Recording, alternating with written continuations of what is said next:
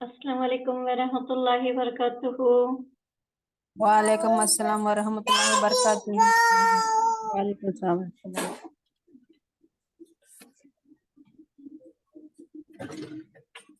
कैसे सभी खैरियत से हैं आप? अल्हम्दुलिल्लाह अल्हम्दुलिल्लाह। सॉरी मैं लास्ट क्लास मिस करी, बाहर के चले गई थी और फिर बुआ ने सुना। अच्छा, काफी लोगों ने लास्ट क्लास की, अभी तक लास्ट टू लास्ट क्लास की, क्योंकि लास्ट क्लास में हमने सिर्फ सूरह मुल्क को डिस्कस किया था और ट्रांसलेशन सुनी थी। लास्ट क्लास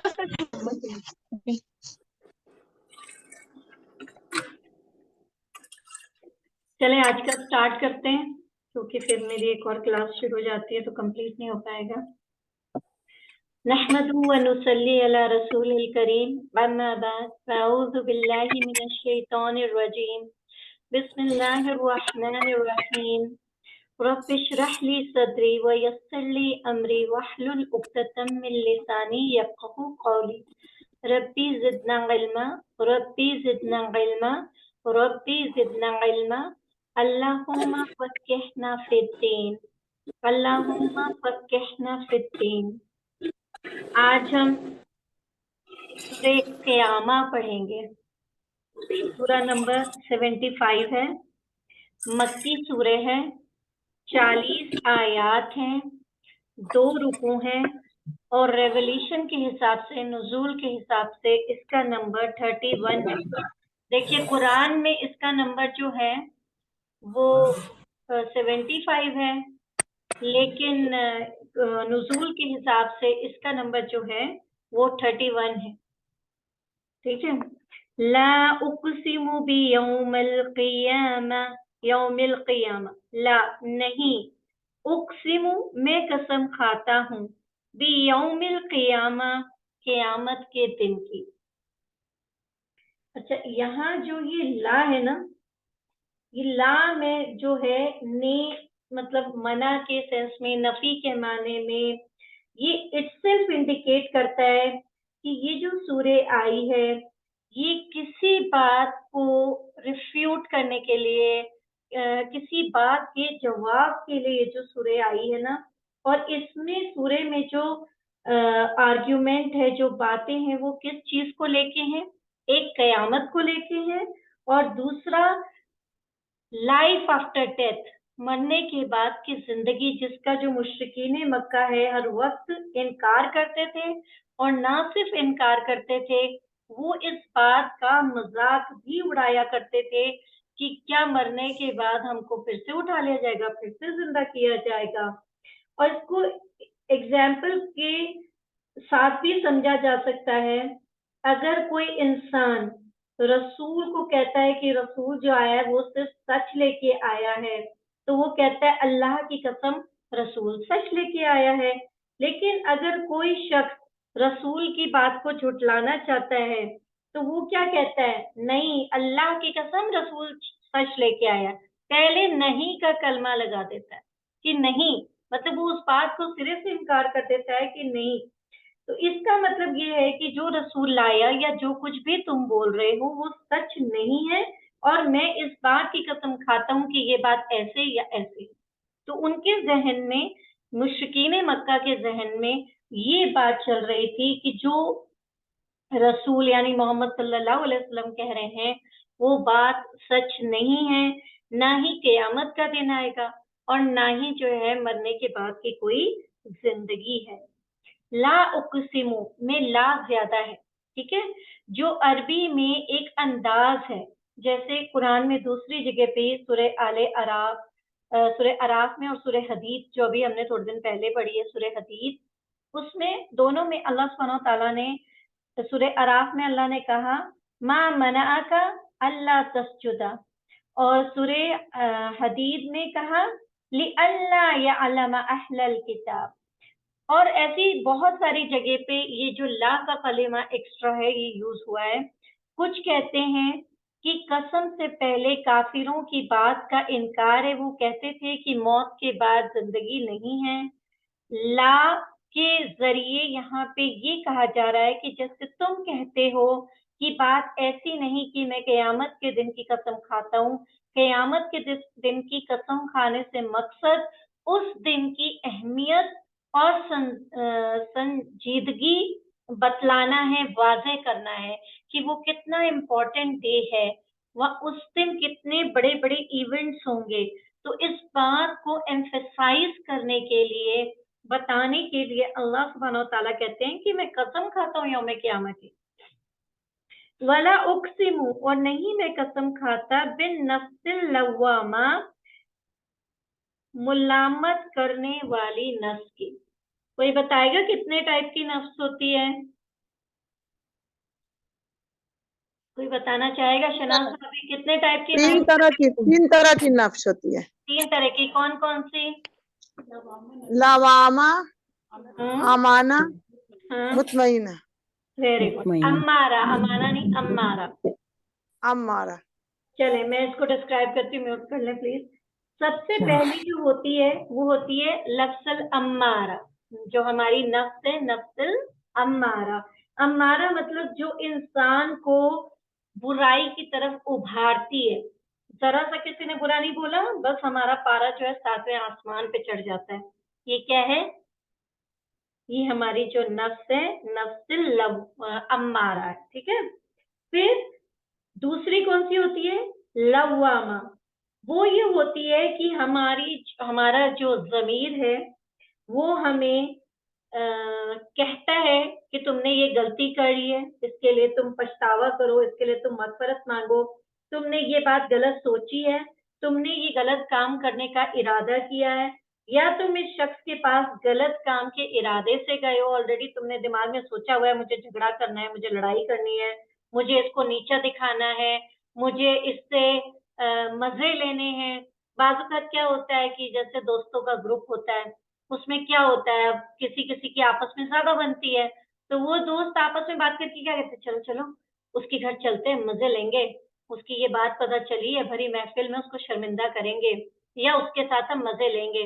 चलो उसको कॉल करते हैं, देखते हैं कि क्या जवाब देती है, क्या जवाब देता है। तो ये क्या होता है कि इंसान दूसरे को वो करने की, परेशान करने की कोशिश करता है, लेकिन उसका खुद का ज़मीर, जब उसका खुद का ज़मीर उसको बताता है कि तुमने जो है ये बात गलत की है, तुमको ये बात नहीं करनी चाहिए थी, या अब तुमसे ये गलती हो गई है, तुम जाके माफ़ी माँग लो, तुमने ये काम गलत किया है। तो ये क्या है? ये नफ्सुल लव्वामा है, जो इसको हम मॉडर्न टेक्नोलॉजी में हमारी कॉन्शियस कहते हैं। हमारा ज़मीर है ये, जो हमें सही और गलत बताता है कि ये बात सही है और ये बात गलत है। तीसरी होती है मुतमइन्ना। मुतमइन्ना क्या होती है? वो जो इंसान को सीधे रास्ते पे इंसान चलता है और अच्छे काम करता है और बुरे कामों को या बुरे रास्तों को छोड़ देता है। तो वो जो नफ्स है ना, वो नफ्स कौन सी है? वो मुतमइन्ना है, यानी उसको इत्मीनान है अपने काम से, अपनी जिंदगी से। वो खुश है कि मैं अल्लाह की राह पे चल रही हूँ या चल रहा हूँ, कि मैं अल्लाह की मर्जी के काम कर रहा हूँ। तो ये कौन सी है? नफ्सुल मुतमइन्ना। तो पहली कौन सी हो गई? अम्मारा। दूसरी कौन सी हो गई? लव्वामा। और तीसरी कौन सी हो गई? मुतमइन्ना। अच्छा, अब ये जो कसम है, जो इंसान जो है जब बहुत टेंशन में होता है और सच्ची बात को समझ के और वो करता है, कस्में खाता है कि भई नहीं मुझसे गलती हो गई, मैं कसम खाता हूँ आगे से ये गलती नहीं करूँगा। तो क्या है, उसको इस बात का भी यकीन होता है कि अल्लाह डेफ़िनेटली मौत के बाद फिर से ज़िंदगी देगा, तभी तो उसको ये शर्मिंदगी है, उसको ये एहसास है कि मैं अपनी गलती मान लूँ। क्योंकि इस दुनिया में लोग मुझे माफ़ कर देंगे, मेरे रिश्तेदार मुझे माफ़ कर देंगे, तो आखिरत में फिर मुझे खसारा नहीं उठाना पड़ेगा। फिर आखिरत में मेरी तो विन-विन सिचुएशन होगी, क्योंकि लोग मुझसे राज़ी होंगे, तो अल्लाह भी मुझसे राज़ी होगा। ठीक है? अब यहाँ पे ये क्वेश्चन अराइज़ होता है कि लोग जो हैं, कस्में क्यों खाते हैं? लोग ऐसे भी तो इरादा कर सकते हैं ना कि भाई अल्लाह ताला मुझसे गलती हो गई, मुझे माफ कर दीजिए। क्यों जिसके लिए हमने बुरा किया है उसके पास जाके हम कसमें खा के उससे कहते हैं कि नहीं भाई, हम कसम खाते हैं हमसे ये चीज गलती से हो गई थी, या हम किसी के बहकावे में आ गए थे, या उस वक्त पता नहीं जहन कहाँ चला गया था कि बस आपस में बात हो रही थी, हमने भी आपसे मजे ले लिए, लेकिन हमें बाद में रियलाइज हुआ कि हमें आपसे ये बदतमीजी नहीं करनी चाहिए थी, या इस तरीके से मजे नहीं लेने चाहिए थे। क्योंकि आपने किसी के साथ मजा लिया, आपने 5 मिनट 10 मिनट के लिए एंजॉय कर लिया, लेकिन अगले का दिल दुखा। तो जब किसी का दिल दुखता है तो क्या होता है, उसका हिसाब किताब फिर आपसे होगा ना कि आपने उसका दिल दुखाया। तो कसम क्यों खाई जाती है, कौन बताएगा?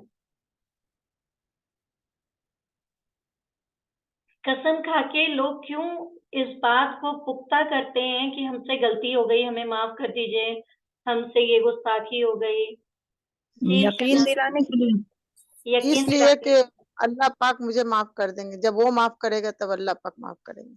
अच्छा, और कोई चीज, और किसी के दिमाग में कोई पॉइंट आ रहा है? शमीम भाभी कोई पॉइंट? तस्नीम या तस्नीमा भाभी? अपनी बात की इम्पोर्टेंस के लिए कि अपनी मतलब बात की नहीं, जी और कुछ?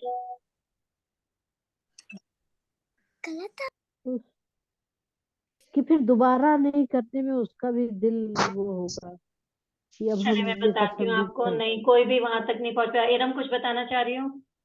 जी, कसम यानी एक दलील भी तो होती है कि प्रूफ यानी कंफर्म जो होता है। बिल्कुल सही, इरम ने बिल्कुल सही जवाब दिया कि कयामत के दिन जब हमने कोई कसम खाई होगी तो वह as the evidence, as an argument, उस दिन वहां पे उसको पेश कर दिया जाएगा कि जिससे दूसरा शख्स जो है वो गमगीन ना हो। वो ये कहेगा ना कि अल्लाह ताला, मैंने कसम खा के इससे कहा था कि मुझसे ये गलती हो गई, मुझे माफ कर दें। तो उस दिन जो सच्चाई होगी, जब कयामत के दिन उठाया जाएगा, हिसाब किताब के लिए बुलाया जाएगा, जब अच्छे और बुरे आमाल सबके सामने रख दिए जाएंगे, तो ये जो जमीर की वजह से इंसान ने कस्में खाई होंगी, ये कसम उस दिन सामने आ जाएगी। और अल्लाह ताला कहेंगे, देखो इसने तो तुमसे माफी मांगी थी, कसम खा के माफी मांगी थी। तो वो एज अ दलील, as an evidence, as an argument वो उस दिन सामने आ जाएगी। कोई शख्स इस दुनिया में नहीं है कि जिसके अंदर जमीर ना हो। कोई दुनिया में ऐसा नहीं है। कोई कितना भी कह दे मेरा जमीर मर चुका, ये हो गया वो हो गया, कुछ नहीं। हर शख्स के अंदर अल्लाह सुब्हानहू व तआला ने जमीर डाला है, और वो जमीर है जो अच्छा या बुरा, कोई भी कितना भी बुरा शख्स हो, कितना भी बहका हुआ इंसान हो, कितना भी डिग्रेडेड हो, उसका भी जमीर उसके ऊपर चेक रखता है और वो बताता है कि तुमने ये गलत किया, ये बुरा काम किया। वो चाहे दूसरों के सामने कितना भी सही बनता रहे, कितनी भी दलीलें देता रहे, लेकिन वो खुद अपने आप को जानता है कि मैंने क्या क्या गलत किया और क्या क्या सही किया, क्योंकि उसका जमीर उसको बताता रहता है कि तुमने क्या सही किया और क्या गलत किया। अच्छा, ये जो है ये पॉइंट इस बात की भी दलील है कि इंसान कोई जानवर नहीं है, उसके अंदर इखलाक भी है। वो कोई ये नहीं है कि वो जानवरों के अंदर होता है ना सर्वाइवल ऑफ द फिटेस्ट, लड़ाई किया, झगड़ा किया, और जो सबसे ज्यादा ताकतवर है वो जंगल का राजा है। तो वो चीज इंसानों के अंदर नहीं होती। इंसान के अंदर एक इखलाक होता है जो उसको नेचुरली इंक्लाइन करता है अच्छाई की तरफ, वो उसको बताता है अच्छे और बुरे का फर्क।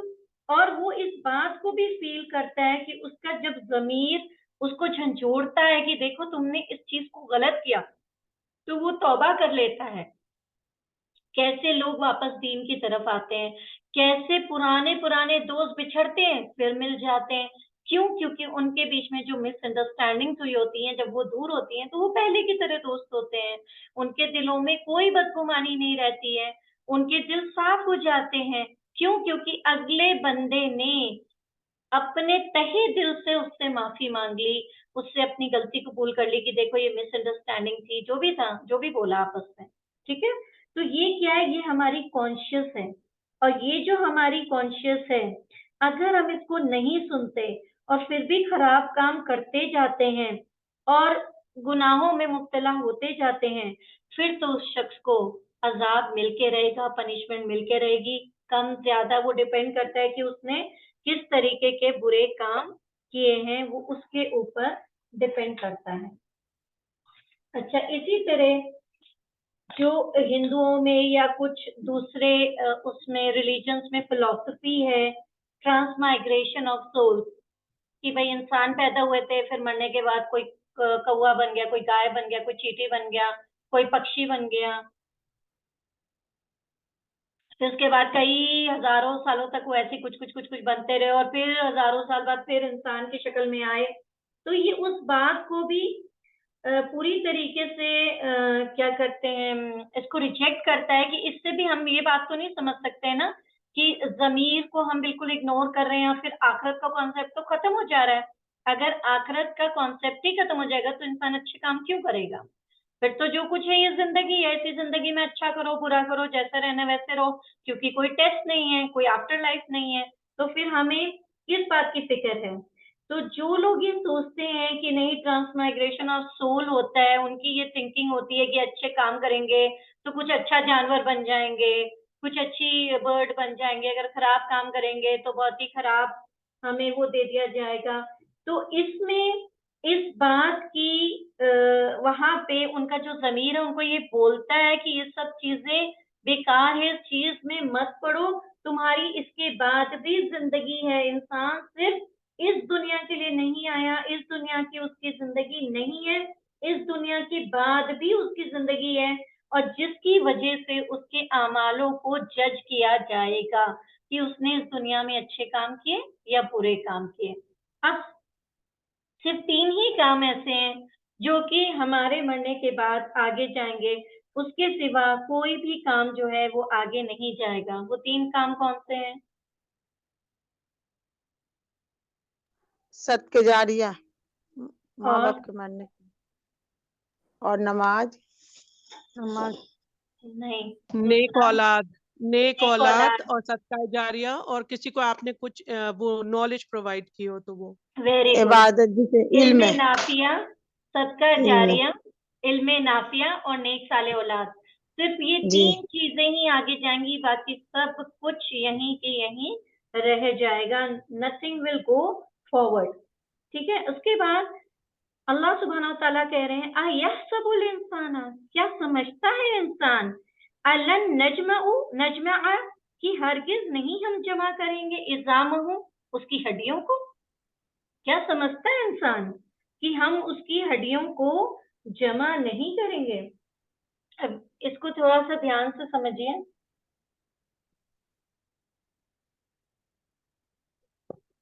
ये देखिए कि ऊपर की जो 2 आर्ग्यूमेंट थी, एक तो ये कि कयामत का दिन और दूसरा ये नफ्स लव्वामा। उसके बाद यहाँ कसमों की बात हुई। कसम जो है वो 2 ही चीजें प्रूव करती है। पहली ये कि कयामत के दिन के बाद, एंड ऑफ द वर्ल्ड के बाद एक सर्टेनिटी है, यानी कयामत का दिन जो है वो हो के रहेगा, वो सर्टेन है, उसमें कोई डाउट नहीं है। और दूसरा ये कि मरने के बाद दूसरी जिंदगी है, क्योंकि बिना इसके तो कोई लॉजिक या कोई नेचुरल जो हमारी इंस्टिक्ट है या हमारी डिमांड्स हैं वो इंसान के इखलाक को अच्छा करने के लिए सबूत ही नहीं है। क्योंकि हम क्यों अच्छे बनेंगे अगर हमारे कोई आफ्टर लाइफ नहीं है, हमारा कोई टेस्ट नहीं है, तो हम क्यों बहुत अच्छे बनेंगे? हम सबके साथ अपना दिल मार के, अपना बाजू का इंसान जमीर भी मारता है, ठीक है भैया अगला खुश रहे, अगले को मुझे इज्जत देनी है, ठीक है हमसे बड़े हैं, कोई बात नहीं कुछ कह रहे हैं, तो ये सब हम क्यों बर्दाश्त करेंगे? अगर हमें होगा कि आखिरत में हमारा कोई हिसाब किताब नहीं है तो फिर हम कुछ भी बर्दाश्त नहीं करेंगे। ठीक है। अच्छा, इस बात की, इन सब बातों की गवाही क्या चीज देती है? हमारा जमीर देता है। तीसरा आर्ग्यूमेंट ये है कि मरने के बाद की जिंदगी, जो मुशरिकीन मक्का है वो इस बात को झुठलाते थे। वो ये कहते थे बार बार कि ये कैसे पॉसिबल है, जो 100 of thousands of year ago लोग मरे थे, उनकी बॉडी जो है, जो आज रेजा रेजा हो चुकी है, मिट्टी में मिल चुकी है, जिनकी हड्डियां खत्म हो चुकी हैं, डिके हो चुकी हैं, और जो हवाओं के जरिए पता नहीं पूरे जहान में कहाँ कहाँ फैल गई हैं, वो जिनको जला के खत्म कर दिया गया, जैसे हिंदुओं में तो जला के राख कर दिया जाता है, तो वो जो राख बन गई है, या वो जिनको जंगली परिंदों ने खा लिया है, या वो जो समुद्र में बह गए हैं, सॉरी, वो जो समुद्र में बह गए हैं, या वो जिनको मछलियों ने निगल लिया है, तो उनकी सबकी बॉडीज जो हैं, उसका जो मटेरियल है वो कैसे रीअसेंबल होगा, कैसे हर शख्स जो है वो फिर से दसियों बीसियों हजार साल पहले के लोगों को किस तरीके से उठा लिया जाएगा। तो अल्लाह सुब्हाना व ताला एक उसका रैशनल और बड़ा अच्छे अंदाज में उनका जवाब दे रहे हैं, उनसे कह रहे हैं कि क्या इंसान ये सोचता है कि फिर उसको नहीं उठाया जाएगा, उसकी हड्डियों को इकट्ठा ना किया जाएगा।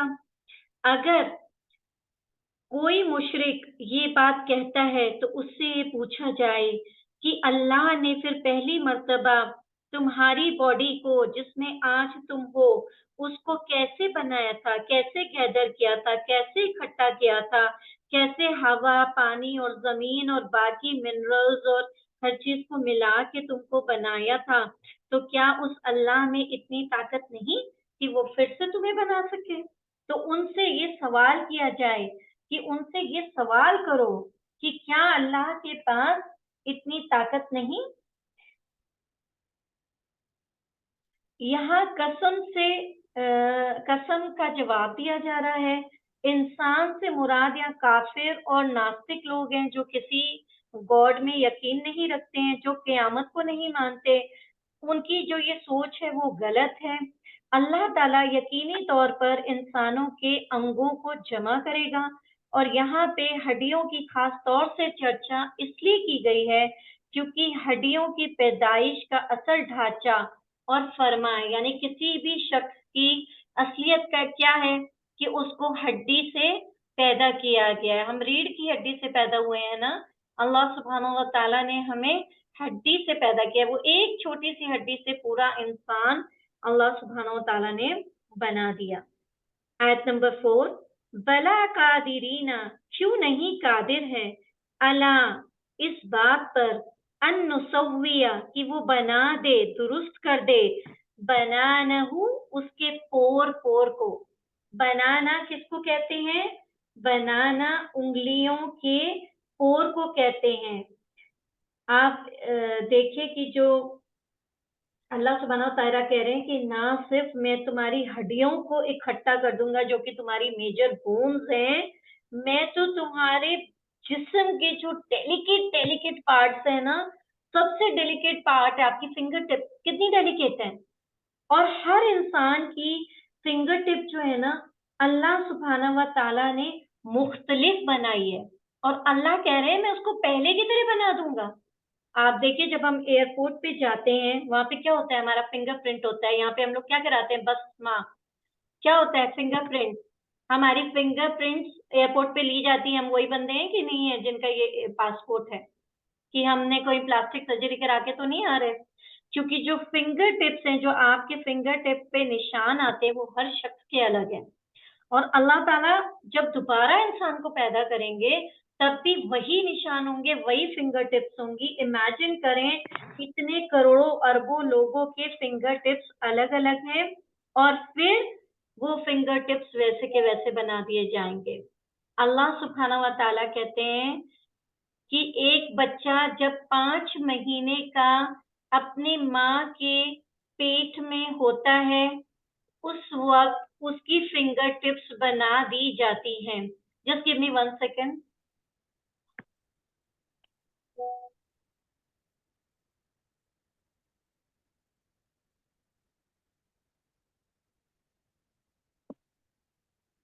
तो उसकी जो है वो फिंगर टिप्स बना दी जाती हैं, और तब से और जब तक वो शख्स मरता है, तब तक उसकी वही फिंगर टिप्स रहती, वही फिंगर के उसके प्रिंट्स रहते हैं, वो चेंज नहीं होते। अब क्या हुआ है कि बहुत सारे लोग जब जुर्म करते हैं तो वो ग्लव्स पहन लेते हैं और कुछ कुछ पहन लेते हैं, कि जिसकी वजह से उनको जो है उनको लगता है कि हमारी जो है वो पहचान नहीं होगी और हम पहचाने नहीं जाएंगे और हमारा जो जुर्म है वो छुप जाएगा। लेकिन ऐसा नहीं होता। अब ऐसी ऐसी डिवाइसेस आ गई हैं कि जिसकी वजह से वो अगर ग्लव्स पहनते हैं और उसके बाद भी कोई चोरी करते हैं तो उसका भी इम्प्रेशन अब ये साइंटिस्ट वो कर रहे हैं कि उसका भी इम्प्रेशन अब हम चेक कर लेंगे और हमें पता चल जाएगा कि किस शख्स ने जो है वो चोरी की है या किसी का मर्डर किया है या कुछ भी। वल्लाहु आलम कैसे करेंगे हमें नहीं पता, लेकिन उसके पीछे अभी साइंटिस्ट जो हैं they are still doing this research. Okay, तो बेसिकली अभी जो ऑलरेडी रिसर्च हो चुकी है वो हमें पता है कि हम सबकी फिंगर टिप्स पे जो मार्क्स हैं वो फिंगरप्रिंट्स हमारे डिफरेंट डिफरेंट हैं। तो बनाना क्या है? हमारे पोर। बनाना हमारे पोर्स। बल युरीदुल इंसाना, बल्कि चाहता है इंसान, ली यफजुरा, कि गुनाह करता रहे, अमामहू, अपने आगे। इस छोटे से सेंटेंस में जो लोग आखिरत को डिनाई करते हैं, आखिरत का इनकार करते हैं, उनकी असल बीमारी के बारे में यहाँ पे बात हुई है, रियल डिजीज के बारे में, कि वो आखिरत को क्यों नहीं मानते। उनका आखिरत को ना मानने की वजह ही यही है कि वो अगर आखिरत को मानेंगे तो उनको अपने ऊपर कुछ मॉरल रेस्ट्रिक्शंस लगाने पड़ेंगे कि हम ये नहीं कर सकते, हम वो नहीं कर सकते, हम अपनी मर्जी से घूम नहीं सकते, हम अपनी मर्जी के काम नहीं कर सकते। उनकी वो जो सारी फ्रीडम है इनजस्टिस करने की और दूसरों के माल पे हक जताने की और सच्चे ना होने की, झूठ बोलने की, गुनाह करने की, चाले चलने की, ये सारी चीजें उनको जो है वो बदलनी पड़ेंगी अपने अखलाक में, अपने नेचर में, अपने मॉरल कंडक्ट में, कि वो फिर कोई भी चीज फ्रीली नहीं कर पाएंगे, क्योंकि फिर उनको होगा कि एक दिन हमें गॉड के सामने, अल्लाह के सामने अपीयर होना पड़ेगा और हमको अपने गुनाहों का अपने आमाल का हिसाब किताब देना पड़ेगा। इसलिए उनका जो जहन है, उनकी इंटेलेक्ट इस बात को मानती ही नहीं, इस बात को झुटलाती रहती है कि आखिरत भी कोई चीज है, मरने की बात की भी कोई जिंदगी है। तो बेसिक वजह क्या है कि हम जब अपने आप को चेंज नहीं करना चाहते, अपना मॉरल कंडक्ट नहीं चेंज करना चाहते, अपनी इच्छाओं को नहीं मारना चाहते, तो हमारे जो क्या बोलते हैं, हमारी जो ख्वाहिशें हैं उनको नहीं मानना चाहते, तो तब क्या होता है, इंसान अपने जमीर को सुला देता है और फिर वो जैसी जिंदगी जीना चाहता है वो वैसी जिंदगी जीता है और अपने दिमाग में इस बात को बिठा लेता है कि आखिरत जब आएगी देखा जाएगा, कोई आखिरत नहीं, कोई हिसाब किताब नहीं है। यस अलू, पूछता है, अय्याना, कब है, यौमुल क़ियामा, क़यामत का दिन। अब ये सवाल के तौर पर ये लोग नहीं पूछते, बल्कि मजाक बनाने के तौर पे पूछते हैं, क्या हुआ उस दिन को जिससे तुम हमें हर वक्त डराते रहते थे, कब आएगा वो दिन? क्योंकि अपनी मर्जी की जिंदगी जी रहे हैं, यकीन उन्होंने किया नहीं कि क़यामत का दिन आएगा, तो हर वक्त लोगों से फिर ऐसे मजाक के तौर पे पूछते हैं जो लोग मुसलमान हो गए या नबी से, कब आएगा वो दिन? हम भी आज अगर किसी को कहते हैं तो हिंदूज को जैसे हम कहते हैं तो कहते हैं जो कुछ भी है ये दुनिया है, यहीं पे अच्छा है, यहीं पे बुरा है, यहीं पे स्वर्ग है, यहीं पे नर्क है, मरने के बाद किसने देखा क्या हो रहा है? ये जवाब आगे से मिलता है आपको। कोई नहीं इस बात पे यकीन करना चाहता है कि मरने के बाद भी जिंदगी है, जबकि उनके अंदर भी कॉन्सेप्ट है कि अच्छे काम करोगे तो स्वर्ग जाओगे, बुरे काम करोगे तो नरक जाओगे। लेकिन वो सब इस चीज को भुला के बैठे हैं और अब उन सब का यही वो है, बस जो है ये दुनिया है, लेट्स एंजॉय दिस लाइफ। फाइजा बरिका, फिर जब चुंधिया जाएगी, बसरा, आंखें क्यों चुंधिया जाएंगी, क्यों ऐसे हो जाएगा? कयामत, सॉरी मैं एक आयत बीच में मिस कर रही हूँ क्या? नहीं ठीक है। कयामत कब आएगी? जब उसकी कुछ निशानियां बताई जाएंगी। कयामत का अचानक होने वाला दहशत भरा मंजर देखकर आंखें हैरान, आजिज, कम, बुझी हुई, बेइज्जत हो जाएंगी। जैसे अचानक हम कोई एक्सीडेंट देख लेते हैं भयानक वाला और उसको देख के हमारी आंखें खुली की खुली रह जाती हैं, हैरान हो जाती हैं, बुझ जाती हैं।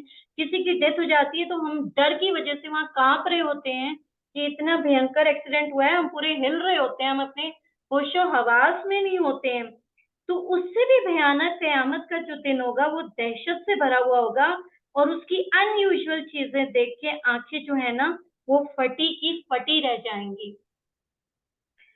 फिर अल्लाह सुब्हानहू तआला कह रहे हैं वल खसिफल कमर, और बेनूर हो जाएगा चांद, वह जुमिया शम्सु, और जमा कर दिए जाएंगे सूरज, वल कमर, और चांद। क्या होगा? सबसे पहले तो आंखें फटी की फटी रह जाएंगी क़यामत का दिन देख के। उसके बाद क्या होगा? चांद जो है वो बेनूर हो जाएगा। उसके बाद क्या होगा? सूरज और चांद को जमा कर दिया जाएगा। जब चांद को ग्रहण लगता है तो उस समय भी वो देखिए कि बिल्कुल बेनूर हो जाता है। लेकिन चांद ग्रहण, ये चंद्र ग्रहण क्या है? एक अल्लाह की निशानियों में से निशानी है कि जब वो होगा तो उसके बाद उसमें फिर नूर आएगा ही नहीं। अभी तो क्या होता है, थोड़ी देर के लिए चांद का ग्रहण होता है, फिर वो वापस उसकी लाइट आ जाती है। लेकिन क़यामत के दिन क्या होगा कि उसकी जो रोशनी है वो वापस नहीं आएगी, वो बिल्कुल बेनूर हो जाएगा।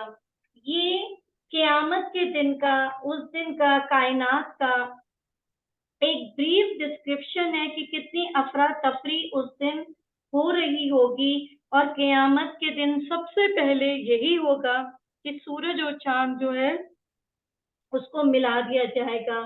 सूरज की रोशनी चली जाएगी, वो अंधेरा एकदम डार्क हो जाएगा, और फिर वो सूरज के साथ जब मिल जाएगा तो दोनों की ही रोशनी जो है वो खत्म हो जाएगी।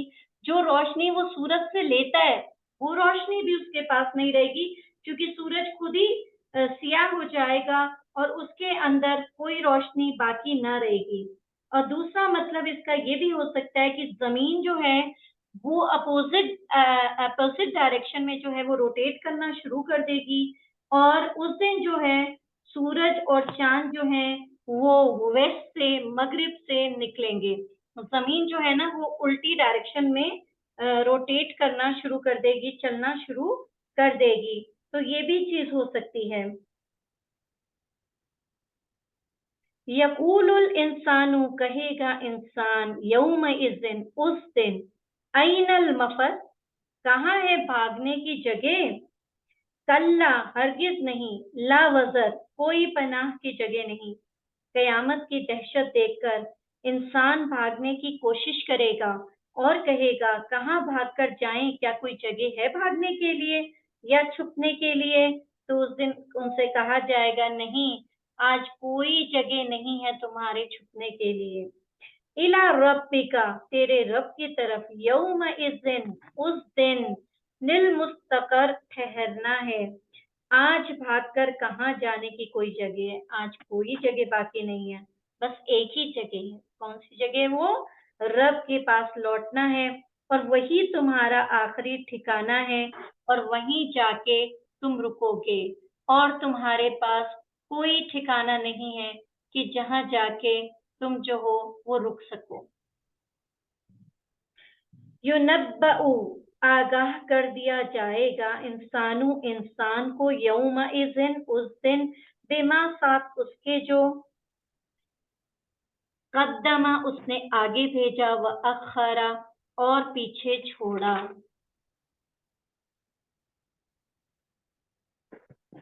बिमा कद्दमा व अखरा का मतलब है, कई सारे मतलब निकलते हैं, उसमें से कुछ मैं आपको बता रही हूँ। उस दिन इंसान से बोला जाएगा कि तुमने जो भी अच्छे या बुरे काम किए इस दुनिया में मरने से पहले, और जो कुछ भी तुमने आगे भेजा आखिरत के लिए, और उनको ये भी बता दिया जाएगा कि जो भी तुमने अच्छे काम किए या बुरे काम किए उसके क्या इफेक्ट्स हैं जो तुम दुनिया में पीछे छोड़ के आए, और तुमने जो काम किए उससे आगे आने वाली जनरेशन्स में क्या इन्फ्लुएंस हुए लोग, क्या उन्होंने अच्छा काम किया, क्या तुम अपने आगे के लिए पीछे छोड़कर आए हो। दूसरा ये भी हो सकता है कि उनको ये बोला जाएगा कि तुमने कुछ चीजें करने के बारे में सोचा लेकिन तुमने किया नहीं, या तुमने किया बिना सोचे समझे जो है उनको कर दिया। और तीसरी ये भी चीज हो सकती है कि उस दिन उनको डेट वाइज पूरा फुल अकाउंट कि तुमने पहले पहले क्या किया, तुमने बाद में क्या किया, यहाँ आने से पहले क्या किया, वो सारा उनको हिसाब किताब एकदम exact date wise, time wise, second wise उनको बता दिया जाएगा। फिर उनको चौथा ये भी हो सकता है कि उनको ये बताया जाएगा कि तुमने अच्छा या बुरा जो कुछ भी किया, वो अच्छा और बुरा तुमने कुछ अधूरा छोड़ दिया, अनडन छोड़ दिया, तुमने सोचा था मैं करूंगा लेकिन तुमने उसको किया नहीं, तो वो उसके बारे में भी उनको बता दिया जाएगा कि तुमने ये अच्छी बात सोची थी ये, लेकिन तुमने की नहीं, तुमने बीच में छोड़ दी। बाज़ वक़्त लोग होते हैं ना, अच्छा अच्छा काम शुरू तो करते हैं, बीच में छोड़ देते हैं, फिर कोई बुरा काम भी करते हैं तो उसको भी बीच में छोड़ देते हैं। तो कुछ लोग ऐसे होते हैं जो सोचते बहुत कुछ है, करते कुछ नहीं है। हदीस में आता है कि जो शख्स नेक अमल करेगा और उसको देख के कोई दूसरा शख्स नेक अमल करेगा, तो जो भी कुछ, give me a minute please,